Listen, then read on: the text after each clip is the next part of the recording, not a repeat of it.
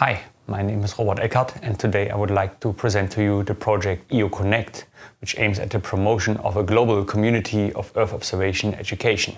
To give you the opportunity to understand how this network is built and what our role in this network is, I would like to give you a brief history of how our education efforts evolved in the past. So we have one initiative that is running for more than 10 years now, which was focusing on radar remote sensing in particular, which is called SAEedu. So we were preparing workshops, summer schools, teaching materials and so on, and also developing a web portal that hosts such teaching materials. In parallel, our colleagues from the University of Bochum are working for a long time on a project called Fernerkundung in Schulen, so remote sensing for schools, which is designed to bring remote sensing education into the school curriculum. A few years back, we decided to join our forces and to unite those two education initiatives under one umbrella called EO Earth Observation College. So this is the overarching framework for the work that we are doing right now in Earth observation education.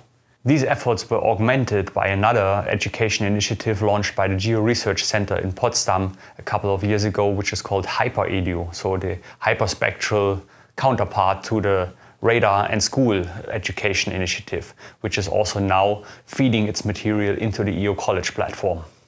Based on the experiences of those collaborative efforts, we decided to go one step further and try to strengthen and enhance the Earth observation education community even a little bit more. So we came up with a project called EOConnect.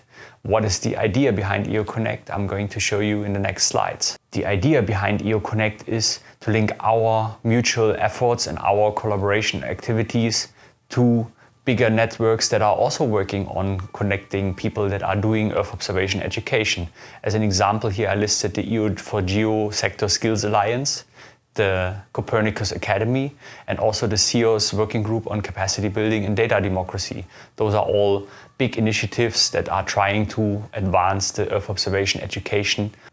In order to understand how the build-up of an Earth observation education community is advancing, I would like to emphasize a little bit more the role of CEO's Working Group on Capacity Building and Data Democracy. WGCAPD has the mission to establish effective coordination and partnerships among CEO's members, working with CEO's entities on data accessibility topics, and also here already explicitly stated, working together with other capacity building networks to build capacity. It is through this connection into the CEO's Working Group on Capacity Building and Data Democracy that we became part of a much bigger effort in order to unite the EO education community. CEOs, amongst all the other organizations listed here, is starting an initiative called EOTECH DevNet. EOTECH DevNet being short for Earth Observation Training, Education and Capacity Development Network.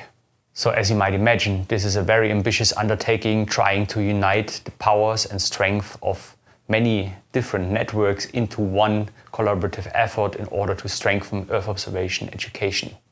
The goals that EOTECH DevNet is dedicating itself to are, first and foremost, to improve the coordination amongst Earth observation education providers, to identify and to fill gaps within the education offers worldwide on a global scale, and also to leverage the use of already existing resources and to minimize the duplication of already existing teaching materials in order to increase efficiency of the resources spent on Earth observation education on a global scale. Furthermore, EOTECH DevNet would like to foster the use and exchange of already existing resources and raise awareness for already existing Earth observation education products. Another focal point is the effective assessment of needs in Earth observation training on a regional and national level. In order to give EOTECH DevNet a clear thematic focus, it is rooted within three major frameworks that is agreed upon by many nations or on a global scale. The frameworks being 2030's Agenda for Sustainable Development, the Paris Agreement on Climate Change, and the Sendai Framework. The initiative is structured in two major parts, one being a global level with a global coordination scope, and the second being a regional focus on regional communities of practice. The global level of EOTECH DevNet, first and foremost, is designed to provide leadership, guidance, and international collaboration and coordination. Of course, there is a team dealing with tasks that have a global scope and have to deal with a global focus. But mainly, the global level will provide support to the build-up and startup of the regional communities of practice. Additionally, the global level of EOTECH DevNet will provide support and infrastructure to the regional communities of practice in terms of practical use of software, hardware, communication solutions, and so on. Breaking it down to a regional level, EOTECH DevNet identified 4 regions, being the Americas, Africa, Europe, and Asia and Oceania. These regional communities of practice are designed to be the key drivers of the EOTECH DevNet, where the actual work and coordination on Earth observation education is going to happen. The regional communities of practice will support the deliverables of EOTECH DevNet's work products. It will provide a work on theme-specific trackers, which are designed to give an overview of all the tools and resources available regarding specific themes, such as, for example, flood or drought mapping. Those communities of practice will also provide guidance on the assessment of needs of the Earth observation training community. Furthermore, those communities of practice are supposed to showcase successful methodologies and approaches to teach Earth observation in a practical sense. Other very important functions of this regional communities of practice are supposed to be the identification of gaps within the capacity development program of this specific region. Furthermore, they are supposed to help with the identification of region-specific topics for the thematic working groups that will deal with these topics in the future. Here you can see a timeline of the EOTECH DevNet initiative so far. First of all, there was an initiation phase where partners were involved, concepts were drawn up, and the entire infrastructure was set up.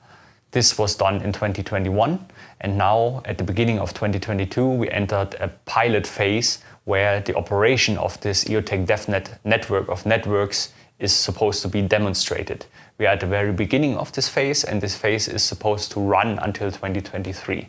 So we are in a very early stage, which is still a good chance for you to join, for example, the communities of practice. If you would like to do so and learn more about those communities of practice and how EOTECH DevNet works in general, feel free to follow this link or use this QR code in order to get more information and all the official documents that might spark your interest even further.